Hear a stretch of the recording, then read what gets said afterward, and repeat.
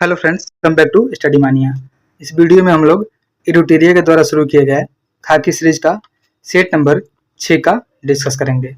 5 set को हम लोगों ने ऑलरेडी डिस्कस कर लिया है और इस खाकी सीरीज में टोटल 20 सीरीज आएंगे जो जुलाई तक खत्म होंगे।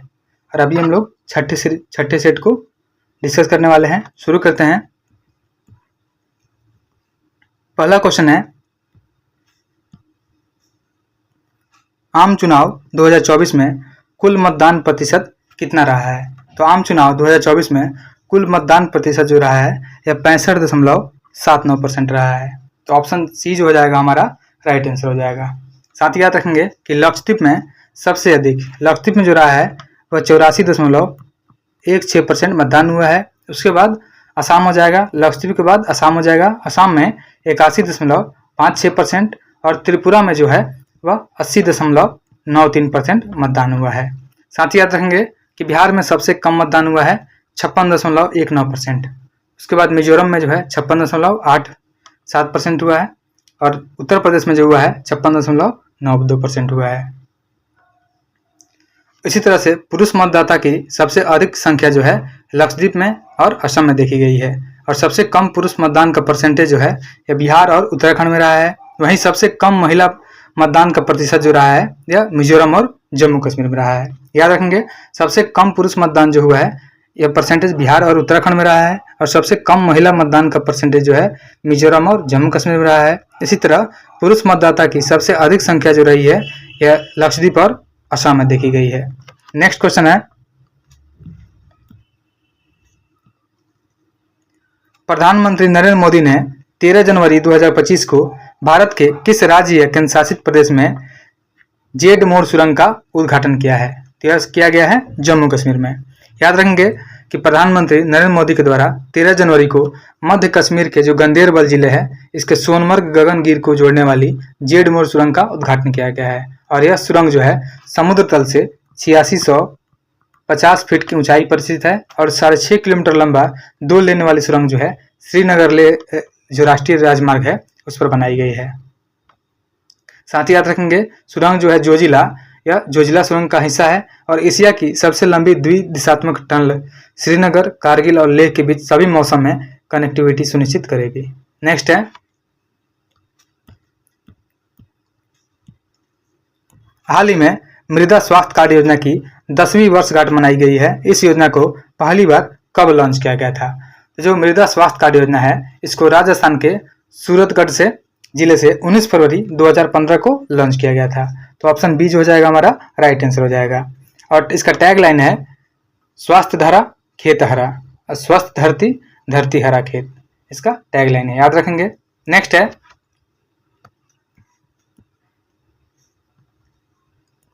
निम्नलिखित में से यूनाइटेड किंगडम की पहली महिला वित्त मंत्री कौन बनी है? तो ये है रेचल रिव्स। याद रखेंगे जो रेचल रिव्स है यूनाइटेड किंगडम की पहली महिला वित्त मंत्री बनी है। साथ ही याद रखेंगे कि लेबर पार्टी ने जुलाई 2024 में ब्रिटेन में हुए संसदीय चुनाव में 650 सीटों में से 411 सीटें हासिल की है और बहुमत के साथ पार्टी के नेता कियर स्टारमर है। याद रखेंगे कियर स्टारमर ब्रिटेन के प्रधानमंत्री बने हैं। तो याद रखना है जो कियर स्टारमर है ब्रिटेन के प्रधानमंत्री हैं और जिसके बाद मौजूदा कंजर्वेटिव पार्टी के भारतीय मूल के जो ऋषि सुनक है इन्होंने पीएम पद से इस्तीफा दे दिया और कंजर्वेटिव पार्टी को इस चुनाव में महज 121 सीटों पर ही जीत मिली थी। साथ ही याद रखेंगे कि इस चुनाव में बिहार मूल के एक हैं कनिष्क नारायण जो लेबर पार्टी ने भी जीत हासिल की और सांसद बन गए हैं। नेक्स्ट है,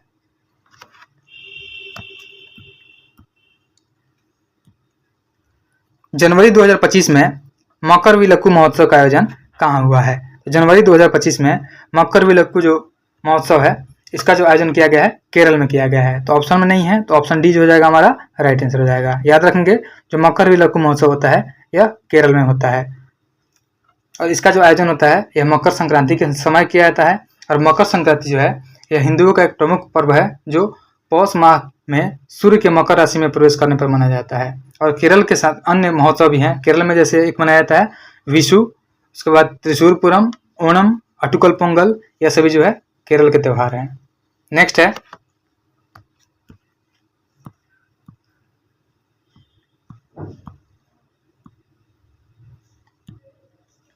बजट 2025-26 में बिहार सरकार ने कितने रुपए के खर्च का लक्ष्य रखा है? तो बजट 2025-26 में बिहार सरकार के द्वारा 3.16 लाख करोड़ रुपए का खर्च करने का लक्ष्य रखा गया है। ऑप्शन डी जो हो जाएगा हमारा राइट आंसर हो जाएगा। साथ ही याद रखेंगे कि बिहार के जो उप मुख्यमंत्री हैं सम्राट चौधरी, इन्होंने 3 मार्च 2025 को राज्य के वित्तीय वर्ष 2025-26 के लिए बजट पेश किया है।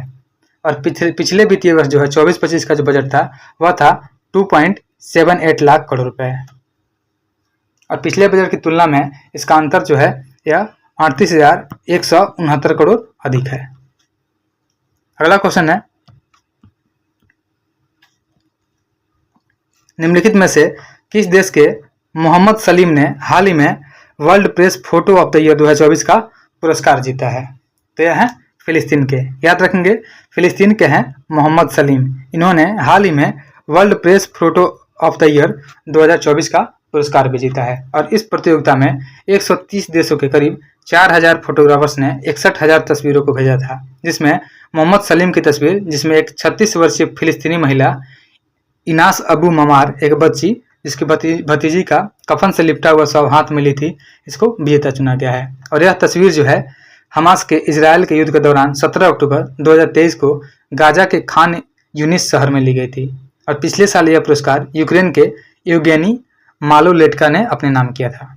नेक्स्ट है, जनवरी 2025 में अमेरिका के राष्ट्रपति डोनाल्ड ट्रंप ने किस संगठन से अलग होने की घोषणा की है? तो जनवरी 2025 में अमेरिका के जो राष्ट्रपति हैं डोनाल्ड ट्रंप ने यह विश्व स्वास्थ्य संगठन से अलग होने की घोषणा की है। तो हमारा ऑप्शन जो हो जाएगा ऑप्शन बी राइट आंसर हो जाएगा। नेक्स्ट है,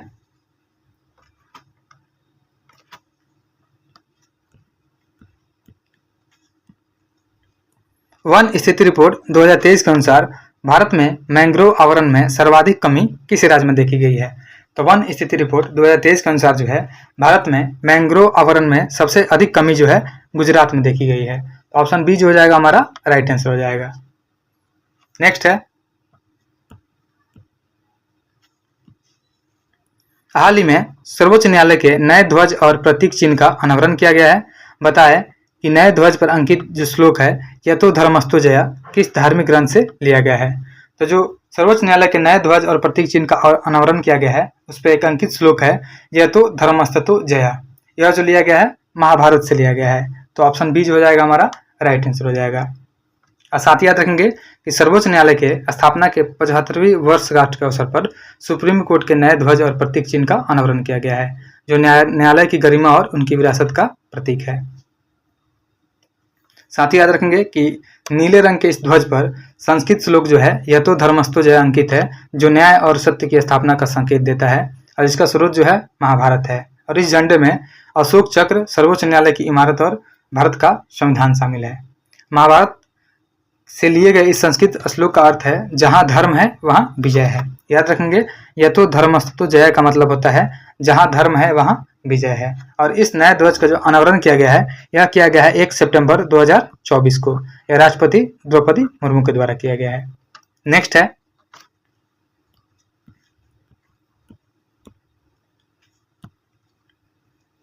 किस राष्ट्रीय उद्यान को भारत का 107वां राष्ट्रीय उद्यान का दर्जा दिया गया है? तो यह है सिमलीपाल राष्ट्रीय उद्यान। ऑप्शन ए जो हो जाएगा हमारा राइट आंसर हो जाएगा, जो कि उड़ीसा में स्थित है। याद रखेंगे उड़ीसा में स्थित है सिमलीपाल राष्ट्रीय उद्यान। इसको आधिकारिक तौर पर 107वां राष्ट्रीय उद्यान घोषित कर दिया गया है और औपचारिक अधिसूचना जो है 24 अप्रैल 2025 को जारी की गई। और अभी तक भीतरकनिका को राज्य में एकमात्र राष्ट्रीय उद्यान का दर्जा प्राप्त था। सिमलीपाल जो है यह उड़ीसा का सबसे बड़ा राष्ट्रीय उद्यान है और यह भारत का प्रमुख बाघ अभ्यारण्यों में से एक होने के साथ साथ समृद्ध जैव विविधता का भी घर है। नेक्स्ट है,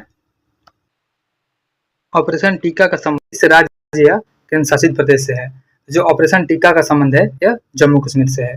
साथ ही याद रखेंगे भारतीय सेना ने जम्मू कश्मीर के बारामूला जिले में नियंत्रण रेखा पर 23 अप्रैल 2025 को घुसपैठ की कोशिश के दौरान उरी नाला के सरजीवन इलाके में ऑपरेशन टिक्का के दौरान 2 आतंकवादियों को मार ही रहा था। तो याद रखेंगे जो ऑपरेशन टिक्का है इसका संबंध जो है जम्मू कश्मीर से है।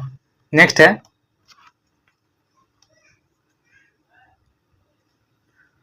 विश्व शिल्प परिषद ने हाल ही में किस भारतीय शहर को आधिकारिक तौर पर विश्व शिल्प शहर के रूप में मान्यता दी है। तो विश्व शिल्प परिषद ने हाल ही में जो श्रीनगर है इसे विश्व शिल्प शहर के रूप में मान्यता प्रदान की है और यह 24 जून 2024 को आधिकारिक तौर पर विश्व शिल्प शहर के रूप में घोषित किया गया। इसे जम्मू कश्मीर में हथकरघा और हस्तशिल्प क्षेत्र को बढ़ावा मिलेगा, जिससे पर्यटन और बुनियादी ढांचे के विकास को लाभ होगा। साथ ही याद रखेंगे कि दुनिया का सबसे ऊंचा रेलवे ब्रिज जो है यह जम्मू कश्मीर के चिनाब नदी पर स्थित है और यह जो है चिनाब ब्रिज के नाम से मशहूर है। और भारत का पहला केबल आधारित जो रेल पुल है यह भी जम्मू कश्मीर में अंजी नदी पर बना हुआ है, याद रखेंगे। नेक्स्ट है, किस भारतीय प्रौद्योगिकी संस्थान के एक परिसर का उद्घाटन 2 सितंबर 2024 को अबू धाबी में किया गया था? तो यह IIT दिल्ली का है।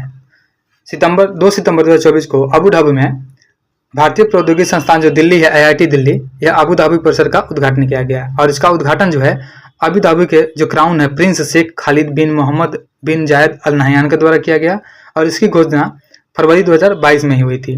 IIT दिल्ली द्वारा भारत के बाहर स्थापित होने वाला यह पहला प्रौद्योगिकी संस्थान है। हालांकि 5 जुलाई 2023 को भी इसी तरह का एक और समझौता हुआ था, जिसके तहत भारतीय प्रौद्योगिकी संस्थान मद्रास तंजानिया के जंजीबार में अपना एक अंतर्राष्ट्रीय परिसर की स्थापना करेगा। और पहला भारतीय प्रौद्योगिकी संस्थान IIT जो है 1951 में खड़गपुर में स्थापित किया गया था। याद रखेंगे, भारत का पहला जो IIT है 1951 में खड़गपुर में स्थापित हुआ था। नेक्स्ट है, किस देश ने दक्षिण अफ्रीका को हराकर 17 साल बाद ICC T20 क्रिकेट विश्व कप पुरुष जो है 2024 का 9वां संस्करण का खिताब जीता है? तो यह हो जाएगा भारत। ICC T20 विश्व क्रिकेट वर्ल्ड कप जो है 2024 का आयोजन जो है 1 से 29 जून 2024 तक वेस्ट इंडीज और अमेरिका में आयोजित किया गया था और इसका फाइनल मुकाबला जो हुआ था 29 जून 2024 को बारबाडोसा वेस्ट इंडीज में खेला गया था, जहां दक्षिण अफ्रीका को 7 रन से हरा करके भारत ने दूसरी बार ICC T20 विश्व कप का खिताब जीता था और इस प्रतियोगिता का यह 9वां संस्करण था, याद रखेंगे। और फाइनल मैच में प्लेयर ऑफ द मैच का खिताब जो है विराट कोहली को मिला, जबकि तेज गेंदबाज जो है जसप्रीत बुमराह को ICC player of the tournament का खिताब दिया गया। हालांकि भारत ने पहली बार 2007 में दक्षिण अफ्रीका में खेले गए पुरुष T20 विश्व कप का उद्घाटन संस्करण का खिताब पाकिस्तान को हराकर जीता था। और ICC T20 विश्व कप की सबसे सफल टीम भारत, वेस्ट इंडीज और इंग्लैंड है, जिन्होंने 2-2 बार इस खिताब को अपने नाम किया है। और दक्षिण अफ्रीका आज तक किसी भी ICC टूर्नामेंट का खिताब नहीं जीता है, याद रखेंगे। जो दक्षिण अफ्रीका है आज तक किसी भी ICC टूर्नामेंट का खिताब नहीं जीता है। नेक्स्ट है,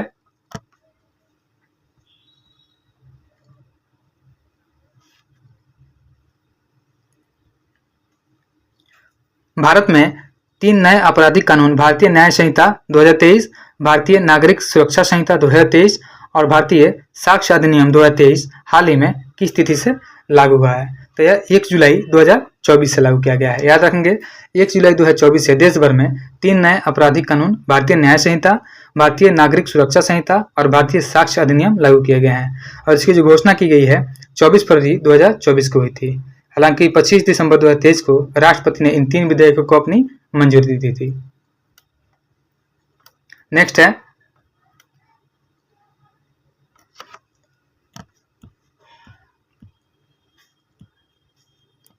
राष्ट्रीय महिला आयोग की वर्तमान अध्यक्षा कौन है? तो राष्ट्रीय महिला आयोग की जो वर्तमान अध्यक्ष है यह विजया के रहाटकर हैं। तो ऑप्शन जो डी हो जाएगा हमारा राइट आंसर हो जाएगा। राष्ट्रीय महिला आयोग अधिनियम जो है 1990 की धारा 3 के अनुसार महिला आयोग के अध्यक्ष का जो कार्यकाल होता है यह 3 साल की अवधि या 65 वर्ष की आयु तक जो भी पहले हो उसके अनुसार होता है, याद रखेंगे। राष्ट्रीय महिला आयोग का जो अध्यक्ष होते हैं उनका कार्यकाल 3 वर्ष या 65 वर्ष जो पहले हो वही होता है। नेक्स्ट है, नीति आयोग द्वारा हालिया जारी SDG इंडिया इंडेक्स 2023-24 के संदर्भ में कौन सा कथन सत्य दिया हुआ है? पहला है बिहार शीर्ष पर है, यह स्टेटमेंट गलत हो जाएगा क्योंकि बिहार जो है सबसे अंतिम स्थान पर है, तो सही हमारा हो जाएगा ऑप्शन डी हो जाएगा। नीति आयोग ने हाल ही में 12 जुलाई 2024 को SDG इंडिया इंडेक्स 2023-24 जो है जारी किया और इसमें बिहार जो है सबसे पिछले स्थान पे है। नवीनतम रिपोर्ट के अनुसार जो है केरल और उत्तराखंड को 79 अंकों के साथ शीर्ष स्थान मिला है, फिर उसके बाद तीसरे नंबर पे तमिलनाडु और फिर गोवा है। नेक्स्ट है,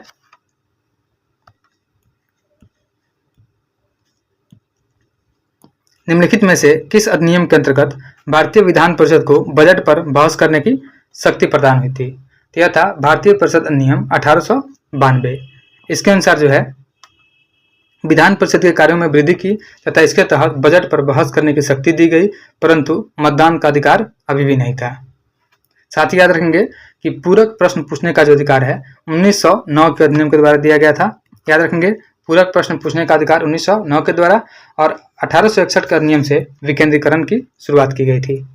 वहीं भारत शासन अधिनियम 1919 के द्वारा जो है पहली बार केंद्रीय बजट से प्रांतीय बजट को अलग किया गया था। नेक्स्ट है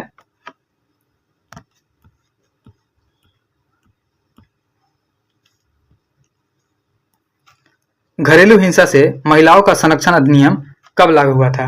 तो घरेलू हिंसा से महिलाओं का संरक्षण अधिनियम जो है यह 2006 में लागू किया गया था। ऑप्शन ए जो हो जाएगा हमारा राइट आंसर हो जाएगा। घरेलू हिंसा अधिनियम संरक्षण महिला संरक्षण अधिनियम जो है 2005 में भारत की संसद द्वारा पारित कर एक कानून बनाया गया है जो घरेलू हिंसा से महिलाओं को बचाता है और उन्हें कानूनी सहायता भी प्रदान करता है, और यह अधिनियम जो है 26 अक्टूबर 2006 को लागू हुआ था। नेक्स्ट है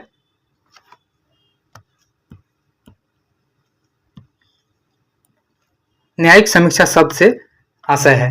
तो न्यायिक समीक्षा शब्द से आशय होता है कि संसद द्वारा पारित कानून की संवैधानिकता जांचना। ऑप्शन ए जो हो जाएगा हमारा राइट आंसर हो जाएगा। अगला क्वेश्चन है 61वें संविधान संशोधन अधिनियम द्वारा मतदान करने की जो आयु है 21 वर्ष से घटा करके 18 वर्ष कर दी गई। किस प्रधानमंत्री के कार्यकाल में यह संशोधन हुआ था? तो यह संशोधन जो हुआ था राजीव गांधी के कार्यकाल में हुआ था। इसमें 61वां संविधान संशोधन हुआ था, यह हुआ था 1989 ईस्वी में। इसमें मतदान की जो आयु है 21 वर्ष से घटा करके 18 वर्ष कर दी गई थी। नेक्स्ट है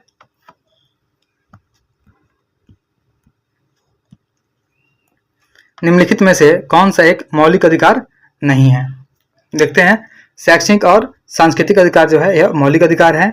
उसके बाद है संवैधानिक उपचारों का अधिकार, यह भी मौलिक अधिकार है। अगला है समानता का अधिकार, यह भी मौलिक अधिकार है। तो जो काम पाने का अधिकार है यह मौलिक अधिकार के अंतर्गत नहीं आता है। तो ऑप्शन डी जो हो जाएगा हमारा राइट आंसर हो जाएगा। साथ ही याद रखेंगे जो मौलिक अधिकार है यह भारतीय संविधान में अमेरिका के संविधान से लिया गया है, और साथ ही जो डीपीएसपी है राज्य के नीति निर्देशक तत्व जो होते हैं यह आयरलैंड के संविधान से लिया गया है। नेक्स्ट है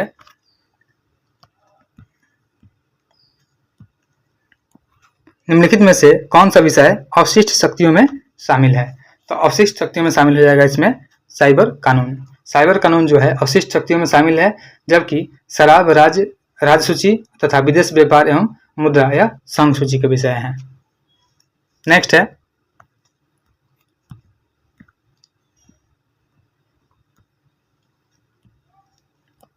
हैदराबाद रियासत से संबंधित रजाकार शब्द का अर्थ क्या है? तो हैदराबाद रियासत से संबंधित है रजाकार शब्द, जिसका अर्थ होता है अर्ध सैनिक बल। ऑप्शन सी जो हो जाएगा हमारा राइट आंसर हो जाएगा। तेलंगाना इलाके के किसान निजाम के दमनकारी शासन से खास तौर पर दुखी थे। वे निजाम के खिलाफ उठ खड़े हुए। महिलाएं जो निजाम के शासनकाल में सबसे ज्यादा जुल्म की शिकार हुई थी वह भी बड़ी संख्या में इस आंदोलन से आ जुड़ी थी, और हैदराबाद शहर इस आंदोलन का गढ़ बन गया था। और आंदोलन को देख करके निजाम ने लोगों के खिलाफ एक अर्धसैनिक बल रवाना किया था जिसे रजाकार कहा जाता था। नेक्स्ट है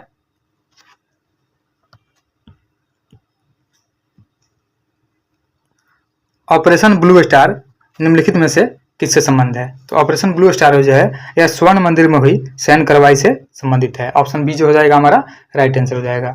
1984 में उग्रवादियों ने अमृतसर स्थित सिखों के तीर्थ जो स्थल है स्वर्ण मंदिर को अपना मुख्यालय बना लिया था, और स्वर्ण मंदिर एक हथियारबंद किले में तब्दील हो गया था। और 1984 में जून माह में भारत ने ऑपरेशन ब्लू स्टार चलाया, और यह स्वर्ण मंदिर में की गई कार्रवाई का कूट नाम था। और इस सैन्य अभियान में सरकार ने उग्रवादियों को तो सफलतापूर्वक मार भगाया, लेकिन सैन्य कार्रवाई में ऐतिहासिक स्वर्ण मंदिर की भी क्षति पहुंची थी। इससे सिखों की भावनाओं को गहरी चोट पहुंची, और भारत से बाहर बसे सिखों ने सैन्य अभियान को अपने धार्मिक विश्वास पर हमला माना था। नेक्स्ट है निम्नलिखित में से कौन पंचायतों की संरचना के संबंध में उपबंध करने के लिए अधिकृत है? तो हो जाएगा राज्य विधानसभा। साथ ही याद रखेंगे कि जो 73वां संविधान संशोधन अधिनियम होता है यह पंचायतों की संरचना से संबंधित उपबंध करने के लिए राज्य विधानसभा को अधिकृत करता है। तो हमारा जो आंसर हो जाएगा राज्य विधानसभा हो जाएगा। नेक्स्ट है, निम्नलिखित में से किसके द्वारा भारत में निर्धनता रेखा का आकलन किया गया था?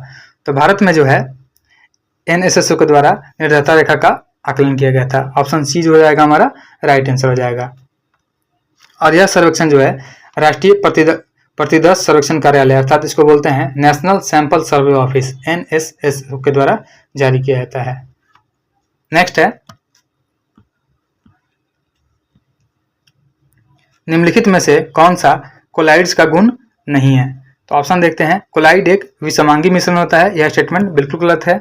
अगला है कोलाइड इससे गुजरने वाले प्रकाश पुंज को प्रकीर्णित नहीं कर सकता है, तो यह स्टेटमेंट जो हो जाएगा यह गुण नहीं होगा। सॉरी, कोलाइड जो विषमांगी मिश्रण है यह सही है और यह गलत हो जाएगा हमारा। कोलाइड इससे गुजरने वाले प्रकाश पुंज को प्रकीर्णित नहीं कर सकता है, तो इसमें कोलाइड के गुण नहीं है, तो ऑप्शन बी जो हो जाएगा हमारा राइट आंसर हो जाएगा। कोलाइड जो होता है यह विषमांगी मिश्रण होता है और बहुत छोटे आकार होने के कारण इन कणों को नग्न आंखों से नहीं देखा जा सकता है। और कोलाइड के कणों का जो व्यास होता है वह 10 से 5 सेंटीमीटर के बीच में होता है और कोलाइड गुजरने वाले प्रकाश पुंज को प्रकीर्णित कर देता है और कोलाइड जो होता है पर्याप्त अस्थायी होते हैं। नेक्स्ट है,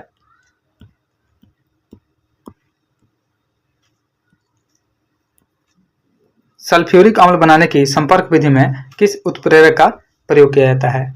तो सल्फ्यूरिक अम्ल बनाने की जो संपर्क विधि होती है उसमें वैनेडियम ऑक्साइड का प्रयोग किया जाता है। याद रखेंगे, साथ ही याद रखेंगे कि जो उद्योग होता है अमोनिया गैस बनाने का, हैबर विधि से जो अमोनिया बनता है उसमें उत्प्रेरक के रूप में लोहे का चूर्ण का प्रयोग किया जाता है। उसके बाद एक होता है वनस्पति तेलों से कृत्रिम घी बनाया जाता है, उसमें निगेल का प्रयोग किया जाता है। और एक होता है एल्कोहल से ईथर बनाने की विधि, इसमें गर्म एल्यूमिना का प्रयोग किया जाता है। नेक्स्ट है,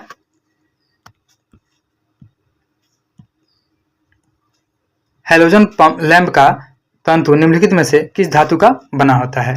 तो हैलोजन लैंप का जो तंतु होता है वो मुख्य रूप से टंगस्टन का बना होता है। ऑप्शन सी जो हो जाएगा हमारा राइट आंसर हो जाएगा। हैलोजन लैंप में एक टंगस्टन फिलामेंट होता है जो एक निष्क्रिय गैस और ब्रोमीन या आयोडीन जैसे हैलोजन की एक छोटी मात्रा के वातावरण से संलग्न होता है, इसलिए हमारा आंसर जो हो जाएगा टंगस्टन हो जाएगा। नेक्स्ट है, इसमें मिलान करना है, यंत्र दिया हुआ है और मापने की राशि दी हुई है। पहला है एमीटर, एमीटर से जो है हम लोग धारा मापते हैं। उसके बाद दिया हुआ है हाइग्रोमीटर, हाइग्रोमीटर से आपेक्षिक आर्द्रता मापा जाता है। और जो बैरोमीटर होता है इससे दाब मापा जाता है। और जो स्प्रिंग तुला होता है इससे हम लोग भार मापते हैं। तो हमारा जो आंसर हो जाएगा ऑप्शन बी हो जाएगा। नेक्स्ट है,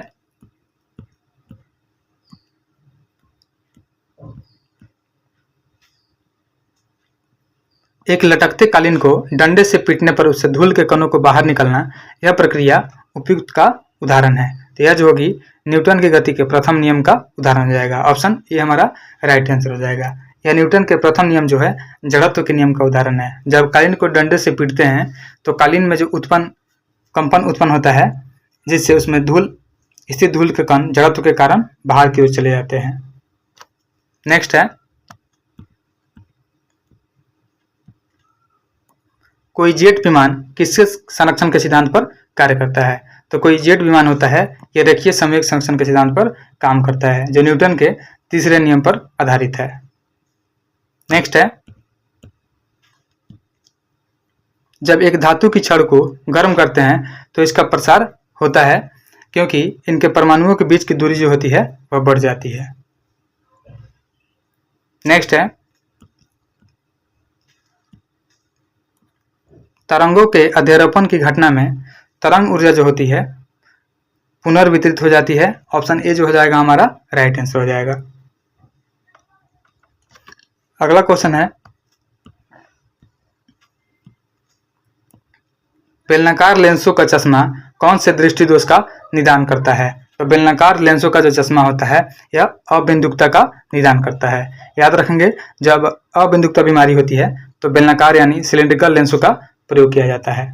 साथ ही याद रखेंगे कि एक मायोपिया होता है जिसे हम लोग बोलते हैं निकट दृष्टि दोष, तो इस स्थिति में हम लोग जो है अवतल लेंस का प्रयोग करते हैं। और एक होता है हाइपरमेट्रोपिया यानी दूरदृष्टि दोष, दूरदृष्टि दोष में उत्तल लेंस का प्रयोग किया जाता है। नेक्स्ट है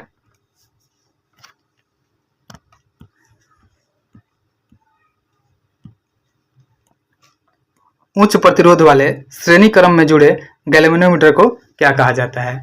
तो उच्च प्रतिरोध वाले श्रेणी क्रम में जुड़े गैल्वेनोमीटर होते हैं उसको हम लोग वोल्टमीटर कहते हैं। ऑप्शन बी जो हो जाएगा हमारा राइट आंसर हो जाएगा।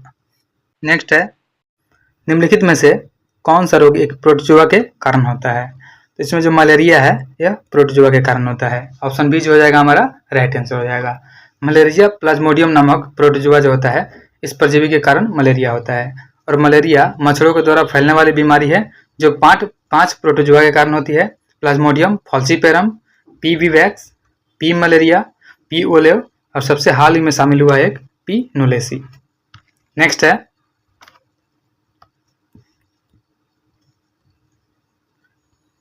पक्षियों में हड्डियां कैसी होती है? तो पक्षियों में जो हड्डियां होती है यह हॉलो होती है और हड्डियों में हवा भरा होता है। तो हो जाएगा ऑप्शन सी हमारा राइट आंसर हो जाएगा। पक्षियों में एक अनोखी प्रकार की हड्डी होती है जिसे हम लोग न्यूमेटिक हड्डी बोलते हैं, जो खोखली होती है और हवा के स्थानों से भरी होती है और यह हड्डियां हल्की और मजबूत भी होती है जो शरीर के समग्र वजन को कम करते हुए संरचनात्मक सहायता प्रदान करती है जो उड़ान के लिए महत्वपूर्ण है। नेक्स्ट है माइटोकॉन्ड्रिया पाए जाते हैं। तो माइटोकॉन्ड्रिया जो पाए जाते हैं यह सभी यूकेरियोटिक कोशिकाओं में पाए जाते हैं। ऑप्शन बी जो हो जाएगा हमारा राइट आंसर हो जाएगा। और माइटोकॉन्ड्रिया को कोशिका का ऊर्जागृह यानी पावर हाउस भी बोलते हैं और माइटोकॉन्ड्रिया की जो खोज की गई थी यह ऑल्टमैन के द्वारा की गई थी। याद रखेंगे ऑल्टमैन के द्वारा माइटोकॉन्ड्रिया की खोज की गई थी। नेक्स्ट है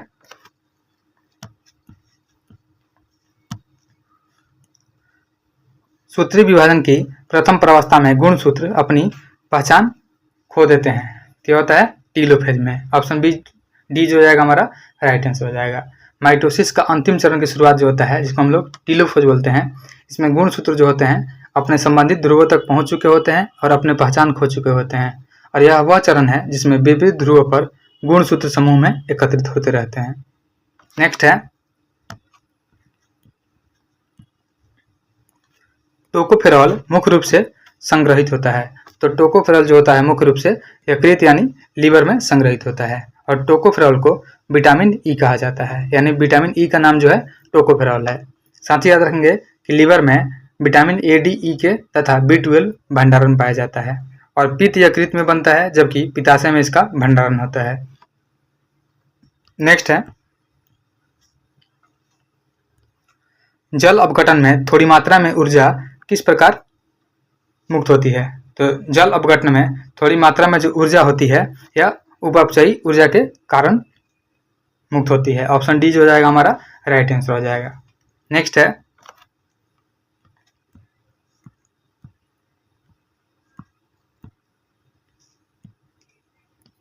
मानव द्वारा कभी भी पाचन नहीं होने वाला कार्बोहाइड्रेट है।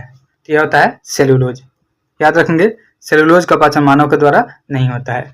सेलुलोज पृथ्वी पर अधिक पाया जाने वाला कार्बनिक यौगिक है और इसे मनुष्य नहीं पचा सकते हैं। जुगाली करने वाले जानवरों के आंत में ऐसे जीवाणु होते हैं जो सेलुलोज को पचाने वाले एंजाइम का श्रवण करते हैं और मनुष्यों के आंत में ऐसे जीवाणु नहीं पाए जाते हैं, इसलिए यह नहीं पचा सकते हैं।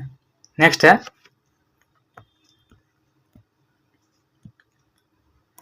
जब किसी तालाब के शांत जल में पत्थर फेंका जाए तो तालाब के जल के पृष्ठ पर उठने वाली लहरें जो होती हैं यह अनुप्रस्थ होती है। ऑप्शन बी जो हो जाएगा हमारा राइट आंसर हो जाएगा।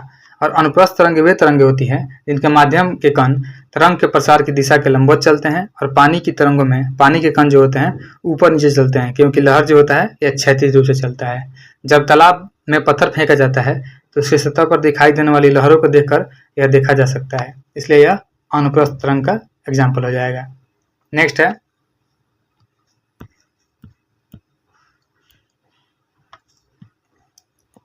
थैलेसीमिया के रोगी के शरीर निम्न के संश्लेषण की क्षमता नहीं रखता है। तो थैलेसीमिया के जो रोगी का शरीर होता है वह हीमोग्लोबिन के संश्लेषण की क्षमता नहीं रखता है। तो ऑप्शन जो सी हो जाएगा हमारा राइट आंसर हो जाएगा। नेक्स्ट है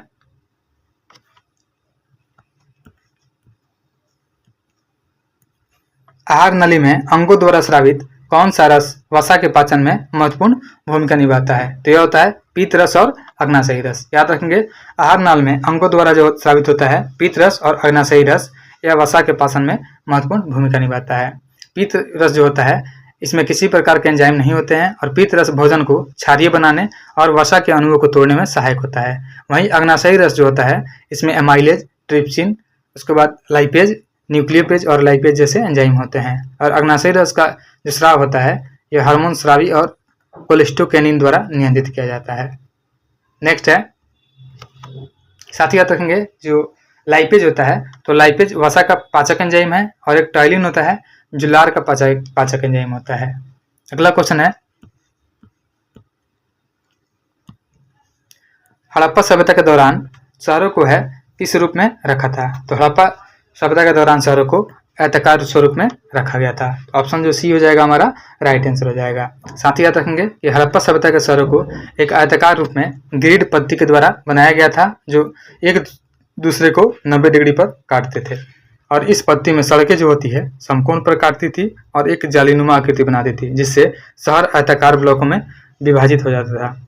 और हड़प्पा जो है वर्तमान रावी नदी के तट पर पाकिस्तान के पंजाब प्रांत के मोंटगोमरी जिले में स्थित है। साथ ही याद रखेंगे कि स्टुअर्ट पिगट थे, इन्होंने इसे अर्ध औद्योगिक नगर कहा था और उन्होंने हड़प्पा और मोहनजोदड़ो को एक विस्तृत साम्राज्य की जुड़वा राजधानी भी कहा था। याद रखेंगे, हड़प्पा और मोहनजोदड़ो को जुड़वा राजधानी कहा गया था पिगट के द्वारा। और साथ ही याद रखेंगे सिंधु सभ्यता का जो विस्तार है वह त्रिभुजाकार है। नेक्स्ट है,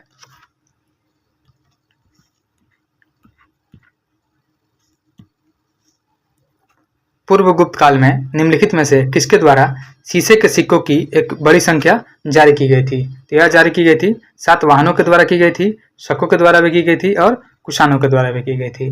तो ऑप्शन जो हो जाएगा हमारा डी हो जाएगा। पूर्व गुप्त काल में निम्नलिखित में किसके द्वारा शीशे के सिक्के जो जारी की गई थी ये सिर्फ सातवाहनों के द्वारा ही की गई थी। तो ऑप्शन ए जो हो जाएगा हमारा राइट आंसर हो जाएगा। सातवाहन राजाओं ने वर्तमान आंध्र प्रदेश, तेलंगाना और महाराष्ट्र राज्य में राज किया था और उन्होंने अपने सिक्के में शीशे का सर्वाधिक इस्तेमाल किया था। और इस क्षेत्र में शीशे खनिज समृद्ध है, इसलिए इसका इस्तेमाल जो है सातवाहनों द्वारा व्यापक रूप से किया गया था। नेक्स्ट है,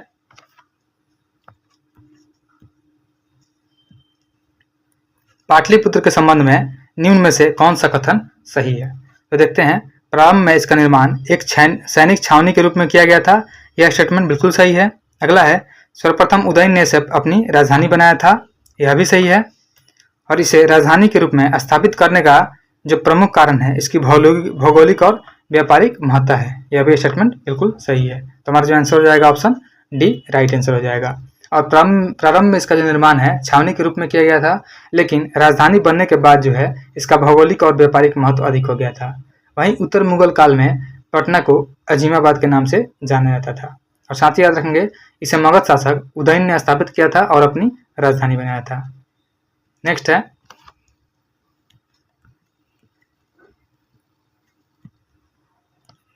मध्यकालीन भारत में खराज किससे संबंधित था? तो मध्यकालीन भारत में जो खराज था यह भू राजस्व से संबंधित था। हमारा आंसर जो हो जाएगा ऑप्शन डी हो जाएगा। खराज मध्यकाल में गैर मुस्लिमों से लिया जाने वाला भू राजस्व कर था और मुस्लिमों से लिया जाने वाला जो भू राजस्व कर था उसको हम लोग बोलते थे उसर बोलते थे। वहीं ज़कात जो था यह मुसलमानों से लिया जाने वाला एक धार्मिक कर था जो आय का 2.5% होता था। नेक्स्ट है, 6ठी शताब्दी ईसा पूर्व का मत्स्य महाजनपद स्थित था। तो 6ठी शताब्दी ईसा पूर्व में जो मत्स्य महाजनपद था वह राजस्थान में स्थित है। ऑप्शन बी जो हो जाएगा हमारा राइट आंसर हो जाएगा। और इसकी जो राजधानी थी मत्स्य नगर की वह मत्स्य की विराटनगर थी और इसका स्थापना जो है विराट नामक राजा के द्वारा किया गया था। साथ ही याद रखेंगे, जो अंग है अंग महाजनपद की राजधानी चंपा थी और गांधार महाजनपद की राजधानी थी वह तक्षशिला थी। और महाजनपद का जो उल्लेख है यह बौद्ध ग्रंथ अंगुत्तर निकाय में किया गया है। नेक्स्ट है,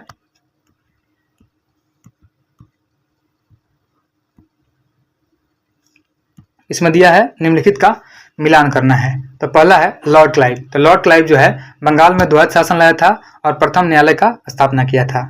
याद रखेंगे, तो बंगाल में द्वैत शासन हो जाएगा, इसका लॉर्ड क्लाइव का हो जाएगा। फिर उसके बाद है लॉर्ड वेलेजली जो सहायक संधि लाया था। उसके बाद है लॉर्ड डलहौजी। तो लॉर्ड डलहौजी जो है यह राज्य विलय नीति लाया था। उसके बाद लॉर्ड कर्जन जो है भारतीय विश्वविद्यालय अधिनियम लॉर्ड कर्जन के द्वारा लाया गया था। नेक्स्ट है, साथ ही याद रखेंगे कि लॉर्ड कर्जन के द्वारा बंगाल विभाजन भी किया था और लॉर्ड डलहौजी जो है यह हड़प की नीति भी लाया था। नेक्स्ट है, किस सूफी संत को महबूब ए इलाही कहा जाता है? तो यह है शेख निजामुद्दीन औलिया। ऑप्शन डी हमारा राइट आंसर हो जाएगा। शेख निजामुद्दीन औलिया के उदार एवं सहिष्णु दृष्टिकोण के कारण उन्हें महबूब ए इलाही मतलब ईश्वर के प्रेमी की लोकप्रिय उपाधि मिली थी। और शेख निजामुद्दीन औलिया के प्रिय शिष्य अमीर खुसरो थे। याद रखेंगे, अमीर खुसरो जो थे इनके गुरु थे शेख निजामुद्दीन औलिया। अगला क्वेश्चन है,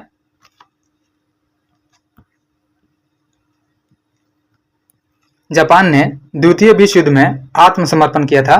तो जापान ने द्वितीय विश्व युद्ध में आत्मसमर्पण किया था हिरोशिमा और नागासाकी पर बम गिराने के कारण। ऑप्शन बी जो हो जाएगा हमारा राइट आंसर हो जाएगा। जापानियों ने यूएसएस मिसौरी युद्धपोत पर आधिकारिक रूप से आत्मसमर्पण का हस्ताक्षर किया था और इसकी घोषणा 15 अगस्त 1945 को की गई थी और द्वितीय विश्व युद्ध की शुरुआत 1 सितंबर 1939 को किया गया था। नेक्स्ट है,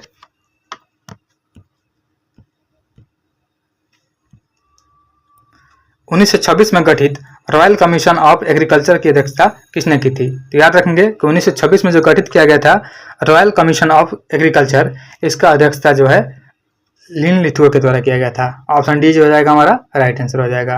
और लिन लिथुओ का जब कार्यकाल था यह 1936 से लेकर के 1943 तक था और इन्होंने 1926 में रॉयल कमीशन ऑन एग्रीकल्चर की अध्यक्षता की थी, जिसे लिन लिथुओ कमीशन के नाम से भी जाना जाता है। नेक्स्ट है, इसमें भी मिलान करना है, जैसे समाचार पत्रों के नाम दिए हुए हैं और संपादक के नाम। जैसे समाचार दर्पण है, समाचार दर्पण का हो जाएगा जेसी मार्समैन हो जाएगा, इसका मिलान 4 हो जाएगा। फिर उसके बाद है मिरातुल अखबार जो है यह राजा राम मोहन राय के द्वारा शुरू किया गया था। केसरी जो है यह बाल गंगाधर तिलक के द्वारा शुरू किया गया था और यंग इंडिया जो है यह महात्मा गांधी के द्वारा शुरू किया गया था। याद रखेंगे, समाचार दर्पण जो हो जाएगा यह जेसी मार्समैन के द्वारा हो जाएगा, मिरातुल अखबार राजा राम मोहन राय के द्वारा हो जाएगा, उसके बाद केसरी जो है बाल गंगाधर तिलक के द्वारा और यंग इंडिया जो है महात्मा गांधी के द्वारा। नेक्स्ट है,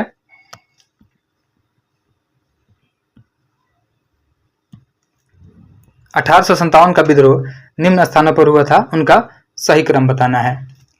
तो सबसे पहले जो हुआ था बैरकपुर में, यह 29 मार्च 1857 को बैरकपुर में विद्रोह शुरू किया गया था।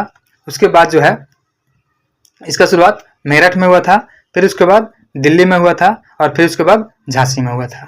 10 मई 1857 को मेरठ में विद्रोह हुआ और 12 मई 57 को या मेरठ में वो सैनिकों ने दिल्ली पर अधिकार कर लिया था और जून 1857 में झांसी में विद्रोह हुआ था, जो सबसे लास्ट में हुआ था ऑप्शन के अकॉर्डिंग। नेक्स्ट है, भारत के स्वतंत्रता संग्राम से संबंधित निम्नलिखित घटनाओं में सबसे अंत में कौन सी घटना हुई थी? तो देखते हैं, इसमें है रॉलेट एक्ट जो है, रॉलेट एक्ट जो है अधिनियम जो है यह 17 मार्च 1919 को आया था। याद रखेंगे 17 मार्च 1919 को शुरू हुआ था। उसके बाद है भारतीय राष्ट्रीय कांग्रेस का अमृतसर अधिवेशन जो हुआ था यह 2 दिसंबर 1919 को हुआ था, 2 दिसंबर 1919 को हुआ था। उसके बाद जालियांवाला बाग हत्याकांड जो हुआ था यह हुआ था 13 अप्रैल को हुआ था, 1919 में हुआ था। और जो रॉलेट सत्याग्रह है यह 6 अप्रैल को हुआ था, 6 अप्रैल 1919 को हुआ था। इसमें पूछा गया है कि सबसे अंत में कौन हुआ था, तो 2 दिसंबर 2019 को सबसे अंत में हुआ था, भारतीय राष्ट्रीय कांग्रेस का अमृतसर अधिवेशन किया गया था। नेक्स्ट है,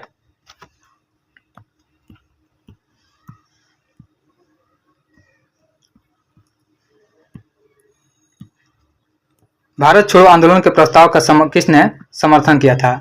तो भारत छोड़ो आंदोलन के प्रस्ताव का जो समर्थन किया गया था यह सरदार वल्लभ भाई पटेल के द्वारा किया गया था और इस प्रस्ताव का आलेख स्वयं गांधी जी ने जवाहरलाल नेहरू और मौलाना अबुल कलाम आजाद के सहयोग से बनाया था। साथ ही Hindu Mahasabha, communist party of India और मुस्लिम लीग ने भारत छोड़ो आंदोलन का विरोध किया था। याद रखेंगे, Hindu Mahasabha, communist party of India और मुस्लिम लीग ने भारत छोड़ो आंदोलन का विरोध किया था और कांग्रेस द्वारा भारत छोड़ो आंदोलन का प्रस्ताव पारित करते समय कांग्रेस अध्यक्ष जो थे मौलाना अबुल कलाम आजाद थे।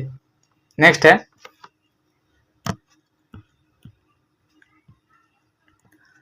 पंचशील के सिद्धांत में निम्नलिखित में से क्या शामिल नहीं है? तो देखते हैं, इसमें गुट निरपेक्षता जो है पंचशील के सिद्धांत में शामिल नहीं था। ऑप्शन ए ही हो जाएगा, हमारा राइट आंसर हो जाएगा। नेहरू की विदेश नीति का मूल आधार जो है यह पंचशील सिद्धांत था, और यह पंचशील का सिद्धांत शांतिपूर्ण सह अस्तित्व का सिद्धांत था। भारत तथा चीन के तिब्बत क्षेत्र के बीच व्यापार व परस्पर व्यवहार से संबंधित 29 अप्रैल 1954 की भारत चीन संधि में औपचारिक रूप से प्रतिपादित किया गया था, जिसमें शामिल था कि एक दूसरे के प्रादेशिक अखंडता और प्रभुसत्ता के लिए पारस्परिक सम्मान रहेगा, और एक दूसरे के विरुद्ध आक्रामक कार्यवाही नहीं करना, एक दूसरे के आंतरिक मामलों में हस्तक्षेप न करना, समानता और परस्पर लाभ की नीति का पालन करना, और शांतिपूर्ण सह अस्तित्व की नीति में विश्वास करना। नेक्स्ट है,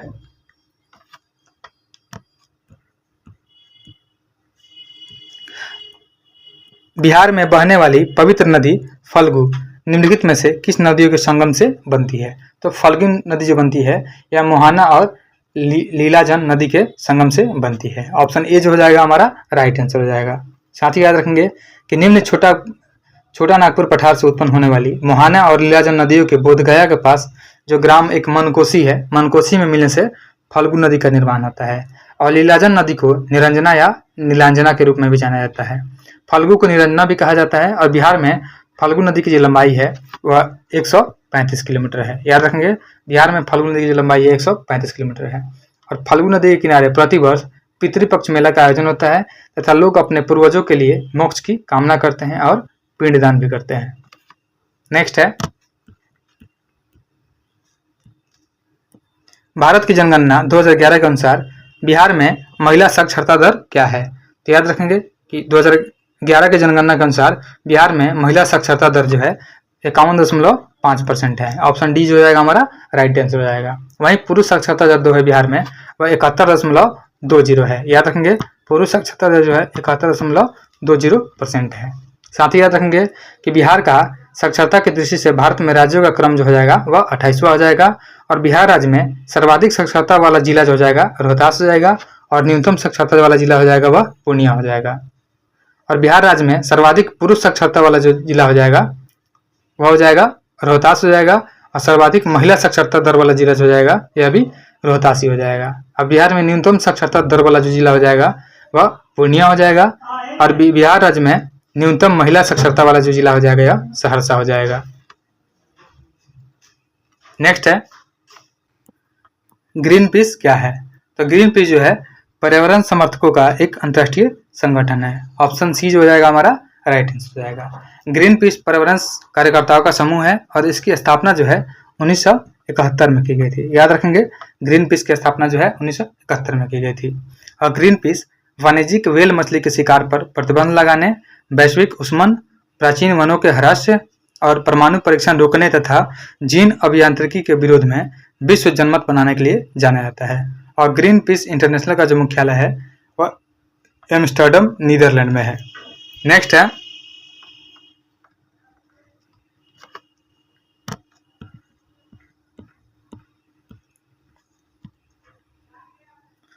स्वस्थाने इन सीटू क्या है? तो जो स्वस्थाने है यह वनस्पतियों या जंतुओं का संरक्षण उनके मूल प्राकृतिक आवास में करना, इसे हम लोग स्वस्थाने बोलते हैं। ऑप्शन ए जो हो जाएगा हमारा राइट आंसर हो जाएगा। और एक होता है बाह्य स्थाने।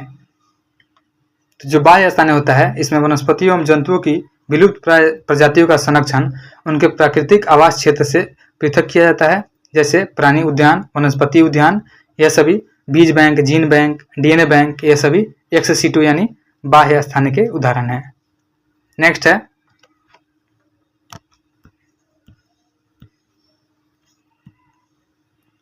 निम्नलिखित में से किस स्थितियों में ज्वार भाटा आता है? तो जो ज्वार भाटा आता है जब सूर्य, चंद्रमा और पृथ्वी की एक सीधी रेखा में होता है तब ज्वार भाटा उत्पन्न होता है। साथ ही याद रखेंगे कि जब सूर्य तथा चंद्रमा दोनों पृथ्वी के एक ओर होते हैं तो उसे युति बोलते हैं, और जबकि पृथ्वी की एक और सूर्य तथा दूसरी ओर चंद्रमा होता है तो उसे वियुति बोलते हैं। और युति अमावस्या तथा वियुति जो होता है यह पूर्णिमा को होती है। नेक्स्ट है,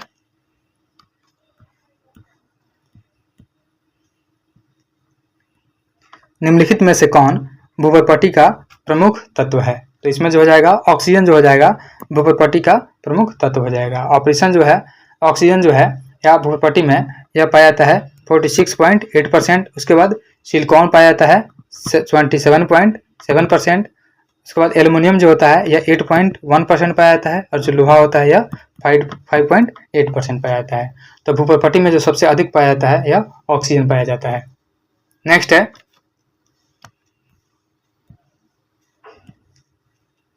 भारत की किस नदी को अपने प्रदूषक प्रवृत्ति के कारण जैविक मरुस्थल की संज्ञा दी गई है? तो यह है दामोदर नदी। याद रखेंगे, जो दामोदर नदी है पश्चिम बंगाल तथा झारखंड में बहने वाली एक नदी है, और इस नदी के जल से एक महत्वाकांक्षी पनबिजली परियोजना दामोदर घाटी परियोजना चलाई जाती है। और पहले नदी में एकाएक बाढ़ आ जाती थी, जिससे इसको बंगाल का अभिशाप भी कहा जाता था। और भारत के प्रमुख कोयला और अभ्रक क्षेत्र भी इसी घाटी में स्थित है। और इस नदी पर बांध बनाकर जल विद्युत उत्पन्न की जाती है। कोनार तथा बराकर इसकी सहायक नदी है, और इसके प्रदूषकों के कारण इसे जैविक मरुस्थल के रूप में भी जाना जाता है। नेक्स्ट है,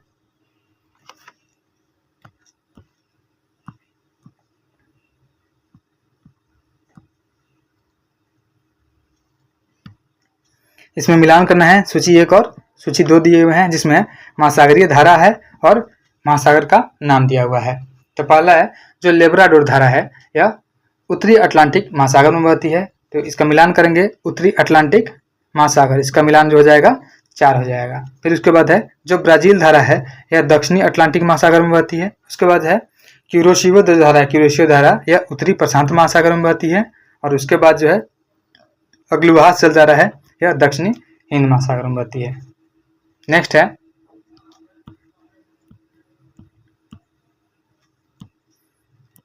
भारत में निम्नलिखित प्रदेशों में से कौन सा मृदा अपरदन से सर्वाधिक प्रभावित है? तो यह हो जाएगा चंबल घाटी। ऑप्शन सी हमारा राइट आंसर हो जाएगा। भारत का सर्वाधिक मृदा अपरदन से प्रभावित क्षेत्र जो हो जाएगा चंबल घाटी हो जाएगा, जहां तली अपरदन से बीहड़ों का निर्माण हुआ है और धरातल अत्यधिक उबड़ खाबड़ है। और दूसरा अपरदन से सर्वाधिक प्रभावित क्षेत्र हो जाएगा यह शिवालिक के दक्षिण का तराई क्षेत्र हो जाएगा। नेक्स्ट है,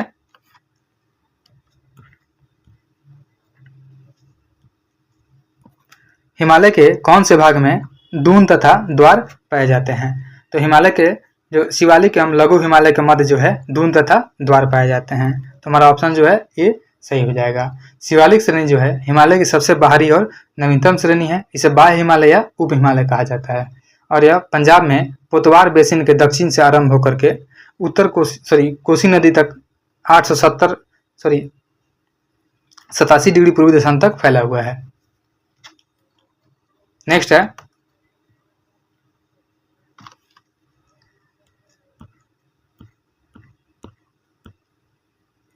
वन्य जीव संरक्षण क्षेत्र दिया हुआ है और किस राज्य में स्थित है वो भी दिया हुआ है। इसमें लिखा हुआ है कि कौन सा युग्म सुमेलित नहीं है। तो देखते हैं, बांदीपुर जो है तो बांदीपुर कर्नाटक में है, यह सुमेलित है, सही है। उसके बाद पाखल दिया हुआ है, तो पाखल तेलंगाना में है, मध्य प्रदेश में नहीं है। तो ये मिलान गलत, ऑप्शन बी हो जाएगा। पाखल को याद रखेंगे, जो पाखल है यह तेलंगाना में स्थित है। उसके बाद अगला है शिकारी देवी वन्य जीव संरक्षण क्षेत्र जो है हिमाचल प्रदेश में है, और दासी गांव जो है यह जम्मू कश्मीर में स्थित है। नेक्स्ट है,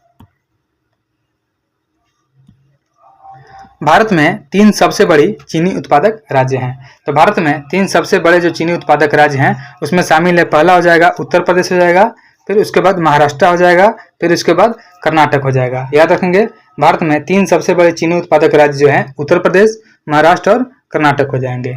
NFCSF ने 2024-25 सीजन के लिए चीनी उत्पादन अनुमान को संशोधित करके 259 लाख मीट्रिक टन कर दिया है। नेक्स्ट है, पृथ्वी की आंतरिक परत जो नीफे होता है, इसके निर्माण में किन तत्वों की प्रचुरता होती है? तो नीफे जो बनता है यह निकेल और फेरस से बनता है। ऑप्शन जो डी हो जाएगा हमारा राइट आंसर हो जाएगा। नेक्स्ट है,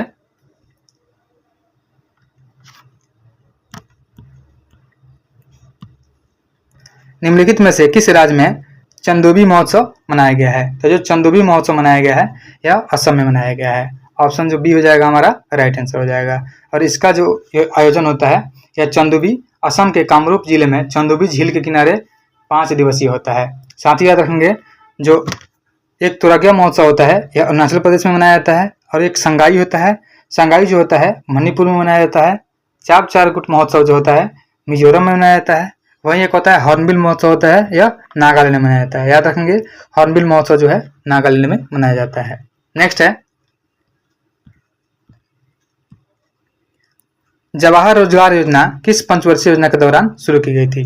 तो जवाहर रोजगार योजना जो है यह 7वीं पंचवर्षीय योजना के दौरान शुरू की गई थी। ऑप्शन डी हमारा राइट आंसर हो जाएगा। और 7वीं पंचवर्षीय योजना का जो कार्यकाल था 1985 से लेकर के 90 तक था। साथ ही याद रखेंगे कि 8वीं पंचवर्षीय योजना थी यह जॉन डब्ल्यू मिलर मॉडल पर आधारित थी। नेक्स्ट है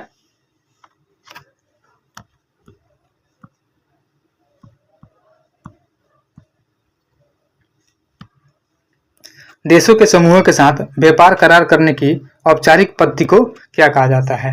तो देशों के समूहों के साथ व्यापार करने की औपचारिक पद्धति होती है उसको बोलते हैं ट्रेडिंग ब्लॉक। ऑप्शन ए हमारा राइट आंसर हो जाएगा। और अंतर्राष्ट्रीय व्यापार के अंतर्गत एक दूसरे देशों के साथ सामूहिक व्यापार करके उन वस्तुओं का निर्यात करेगा जो तुलनात्मक रूप से सस्ती होगी और उन वस्तुओं का आयात करेगा जो तुलनात्मक रूप से उसके देश में महंगी होगी। इसे हम लोग ट्रेडिंग ब्लॉक बोलते हैं।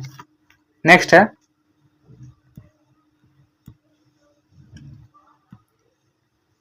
गन्ने की उचित तथा लाभप्रद कीमत जो होती है FRP, इसको निम्नलिखित में से कौन अनुमोदित करता है? तो गन्ने की जो कीमत होती है यह आर्थिक मामलों की मंत्रिमंडलीय समिति के द्वारा तय की जाती है। तो ऑप्शन ए जो हो जाएगा हमारा राइट आंसर हो जाएगा। कृषि लागत एवं मूल्य आयोग की अनुशंसा के आधार पर FRP का निर्धारण जो होती है यह केंद्र सरकार के द्वारा की जाती है। नेक्स्ट है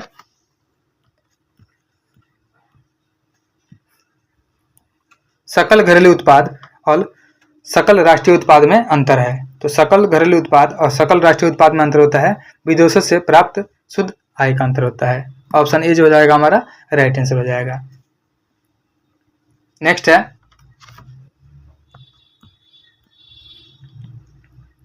नगद आरक्षित अनुपात को समझाया जा सकता है। तो नगद आरक्षित अनुपात जो होता है यह जमा राशि का अंश है जो RBI के पास रखते हैं। ऑप्शन ए जो हो जाएगा हमारा राइट आंसर हो जाएगा, जिसे हम लोग बोलते हैं CRR।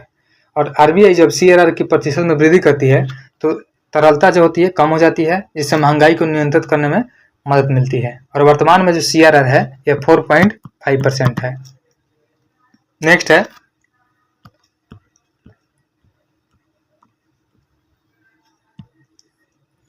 राष्ट्रीय आय की गणना करते समय निम्नलिखित में से किसको शामिल किया जाता है? तो राष्ट्रीय आय की गणना करते समय जो चौकीदार की आय होती है उसे शामिल किया जाता है, लेकिन गृहिणियों की सेवाएं, पेंशन, तस्करों की आय आदि को राष्ट्रीय आय की गणना में शामिल नहीं किया जाता है। नेक्स्ट है निम्नांकित में कौन सा युग्म सही सुमेलित नहीं है? देखते हैं। जो जॉन रस्किन है ये अनटू दिस लास्ट लिखे हुए थे। उसके बाद है जीवात्री सरटोरी जो है डेमोक्रेटिक थ्योरी लिखे हुए थे। अगला है S जयशंकर के द्वारा द इंडिया वे लिखा गया था। और जवाहरलाल नेहरू के द्वारा यह व्हील ऑफ हिस्ट्री नहीं होगा। व्हील ऑफ हिस्ट्री के जो लेखक हैं यह राम मनोहर लोहिया है, जवाहरलाल नेहरू नहीं होंगे, तो यह गलत हो जाएगा। ऑप्शन डी हमारा आंसर हो जाएगा। व्हील ऑफ हिस्ट्री जो है यह राम मनोहर लोहिया के द्वारा लिखा गया था। और जवाहरलाल नेहरू के द्वारा हिंदुस्तान की कहानी, भारत की खोज और विश्व इतिहास की झलकियां आदि पुस्तकों की रचना की गई थी। साथ ही याद रखेंगे चांदपुर की चंदा नामक पुस्तक के जो लेखक हैं यह अतुल कुमार राय हैं। नेक्स्ट है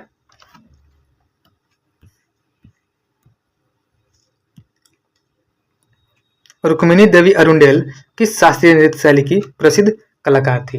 तो जो रुक्मिणी देवी अरुंडेल है यह भरतनाट्यम की प्रसिद्ध कलाकार थी। ऑप्शन बी जो हो जाएगा हमारा राइट आंसर हो जाएगा। पहली बार इन्हें अप्रैल 1992 में राज्यसभा के सदस्य के रूप में मनोनीत किया गया था और 1956 में दूसरी बार इन्हें राज्यसभा का सदस्य नामित किया गया था। वैसे ही 1956 में इन्हें पद्म भूषण भी दिया गया था और 1957 में संगीत नाटक अवार्ड और 1967 में संगीत नाटक एकेडमी फेलोशिप भी दिया गया था। साथ ही याद रखेंगे कि भरतनाट्यम से संबंधित और भी हैं, जैसे एक है यामिनी कृष्णमूर्ति, सोनल मानसिंह, वैजयंती माला, मृणालिनी साराभाई, यह सभी जो हैं भरतनाट्यम के कलाकार हैं। नेक्स्ट है लोकप्रिय गोपीनाथ बारदोली अंतर्राष्ट्रीय हवाई अड्डा कहाँ स्थित है? जो गोपीनाथ बारदोली अंतर्राष्ट्रीय हवाई अड्डा है यह गुवाहाटी में स्थित है। याद रखेंगे। साथ ही याद रखेंगे कि इंदिरा गांधी अंतर्राष्ट्रीय हवाई अड्डा जो है यह दिल्ली में स्थित है और यह एशिया का पहला शून्य कार्बन उत्सर्जन हवाई अड्डा है। और छत्रपति शिवाजी अंतर्राष्ट्रीय हवाई अड्डा जो है यह मुंबई में स्थित है। और साथ ही भारत में वायु परिवहन की जो शुरुआत हुई थी यह 1911 में किया गया था। साथ ही याद रखेंगे एक कर्नाटका में हवाई अड्डा है, इसका नाम है कैंपेगौड़ा अंतर्राष्ट्रीय हवाई अड्डा। तो कैंपेगौड़ा जो अंतर्राष्ट्रीय हवाई अड्डा है यह कर्नाटका में स्थित है। नेक्स्ट है, इसमें दिवस दिया हुआ है और घटना और अवसर दिया हुआ है, मिलान करना है। जो 18 अप्रैल है तो 18 अप्रैल को मनाया जाता है विश्व विरासत दिवस। उसके बाद जो 22 मई है तो 22 मई को अंतर्राष्ट्रीय जैव विविधता दिवस मनाया जाता है। और 29 जुलाई को जो मनाया जाता है, 29 जुलाई को अंतर्राष्ट्रीय बाघ दिवस मनाया जाता है।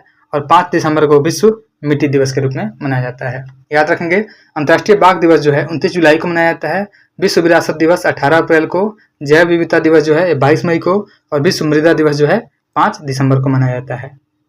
नेक्स्ट है,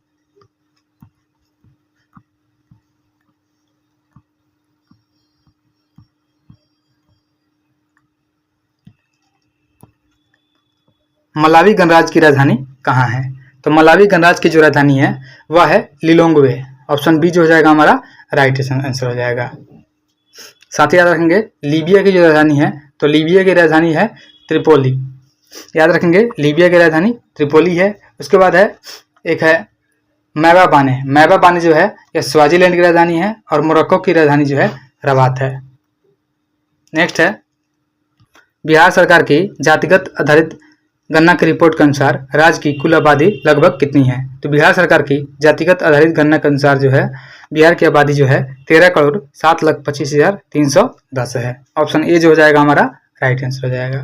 नेक्स्ट है, भारतीय जनगणना 2011 के अनुसार निम्नलिखित किस केंद्र शासित प्रदेशों में साक्षरता दर सबसे कम अंकित की गई है? तो यह हो जाएगी दादर और नगर हवेली, जहाँ पे साक्षरता दर जो है सबसे कम अंकित की गई है। और इसी साक्षरता दर जो है यह 76.24% है। और सबसे ज्यादा साक्षरता दर वाला केंद्र शासित प्रदेश हो जाएगा वह लक्षद्वीप हो जाएगा। लक्षद्वीप में जो साक्षरता दर है यह 91.85% है। नेक्स्ट है,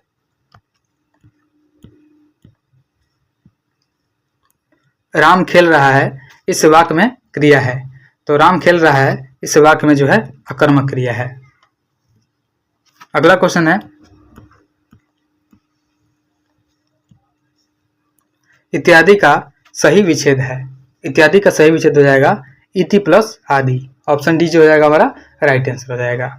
नेक्स्ट है, भागीरथ प्रयास मुहावरे के लिए उचित चयन कीजिए। तो भागीरथ प्रयास का मतलब होता है कठिन तपस्या करना। ऑप्शन डी जो हो जाएगा हमारा राइट आंसर हो जाएगा। नेक्स्ट है, choose the correct synonym of the word Sai. जो साई शब्द का मतलब शर्मिला होता है, इसका साइनोनिम बोला गया है तो ये हो जाएगा कोय। कोय जो हो जाएगा इसका साइनोनिम हो जाएगा। कोय हो जाएगा टिमिड हो जाएगा, बैसफुल, रेटिसेंट जो होता है, यह सब साई का समानार्थक शब्द होता है। नेक्स्ट है, from which of the following words a new word can be found by adding the suffix TION। TION से कौन सा बनेगा? तो ये हो जाएगा ऑप्शन डी कलेक्ट जो हो जाएगा। अगर इसमें कलेक्ट में मिला देंगे TION मिला देंगे तो ये कलेक्शन हो जाएगा। तो इसलिए हमारा ऑप्शन जो डी हो जाएगा राइट आंसर हो जाएगा।